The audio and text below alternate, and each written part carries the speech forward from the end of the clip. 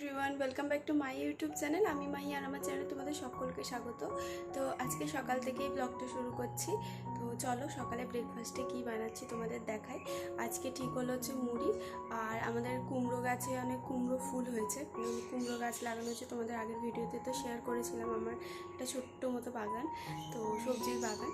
তো সেখানে কুমড়ো ফুল হয়েছে, কুমড়ো ফুলের বড়া করব আর বেগুনি করব। তো সেটা দিয়ে আজকে সকালে মুড়ি খাবো। তো চলো তোমাদের দেখাই কীভাবে কী করছি। তো পুরো ভিডিওটা দেখতে থাকো, একটু স্কিপ করো না। এই যে বেগুন কুমড়ো ফুল কেটে রেখেছি, তারপরে এই যে এখানে বেসন, চালের গুঁড়ো আর তোমার একটু খাবার সোডা, লবণ, একটু সামান্য হলুদ আর কালো জিরে দিয়ে একটা ব্যাটার বানিয়ে নিয়েছি।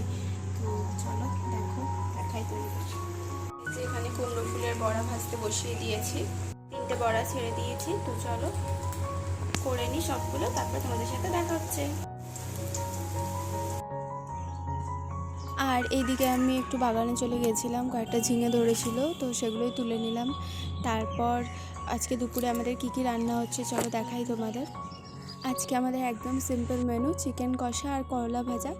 এইদিকে আমি আদা রসুন শুকনো লঙ্কার একটা পেস্ট বানিয়ে নিয়েছি চিকেন কষা করব বলে, আর পেঁয়াজ কুচি করে নিয়েছি। এদিকে আলুও ভাজতে বসিয়ে দিয়েছি। আর আলু ছাড়া আমার ভালো লাগে না চিকেন কষা একদমই, মানে ভাতের সাথে যেহেতু খাবো, রুটির সাথে খেলেও আমার আলুটা একটু বেশি ভালো লাগে আর কি মাংসে। কিন্তু আমার মতো কারা কারা আছে আলু খেতে ভালোবাসো কমেন্টে জানাবে। আর এদিকে চিকেন কষাটা নর্মালভাবেই করছি।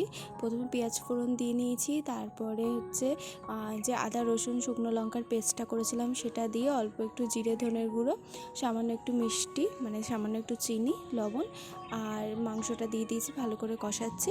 আর এইদিকে একটুখানি কষা মাংস তুলে নিয়েছিলাম আর কি আমার শাশুড়ি মাকে দেবো বলে, টেস্ট করাবো বলে। আর আজকে আমাদের ধান থেকে চাল করা হবে, তো সেই জন্য ধানগুলো নিয়ে যাওয়া হচ্ছে আর কি, চাল করবে বলে। তারপরে চলো লাঞ্চ করে নিই। আর তোমরা কে কী দিয়ে লাঞ্চ করলে আজকে আমাকে কমেন্টে জানাবে অবশ্যই করে। আচ্ছা, তোমাদের সাথে আজকে একটা রুটি খাবার তরকারি রেসিপি শেয়ার করবো আলু বরবটি দিয়ে। এখানে আলু বরবটি আমি কেটে নিয়েছি ঝিরিঝিরি করে, এদিকে পেঁয়াজ, কাঁচা লঙ্কা, টমেটো আর কয়েক কোয়া রসুনও কুচিয়ে নিয়েছি। তো কড়াইতে সর্ষের তেল দিয়ে পেঁয়াজ, কাঁচা লঙ্কা, টমেটো, রসুনটাকে ছেড়ে দেবো। দেন ভাজা ভাজা করে আলু বরবটি দিয়ে পরিমাণ মতো লবণ আর হলুদ দিয়ে একটু ভাজা ভাজা করে নেবো।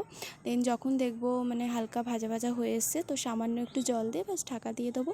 তারপরে যখন আলু বরবটি সিদ্ধ হয়ে যাবে তো মাখা মাখা করে নামিয়ে নেবো। তো রেসিপিটা ট্রাই করে দেখতে পারো, ভীষণই ভালো লাগে রুটির সাথে খেতে। তো আজকের ভিডিওটা এই পর্যন্তই থাকলো, ভালো লাগলে একটা লাইক করে দিও, আমার চ্যানেলটা সাবস্ক্রাইব করে দিও।